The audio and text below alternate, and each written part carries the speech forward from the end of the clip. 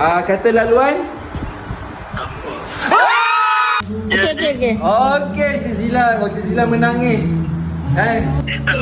Alah. Wah, kata laluan kali ini Safwa.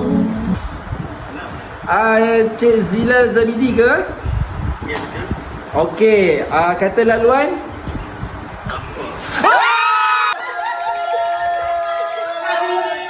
Abang baru saja menang pakej ke umrah. Abang lah menjadi tetamu Allah kali ini. Amin. Abang.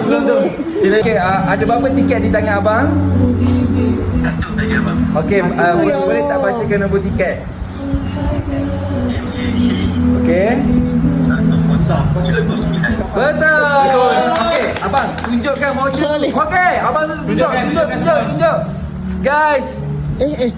Okey, Cik Zila. Cik Zila menangis. Kerana terpilih menjadi tetamu Allah. Tanya Cik Zila.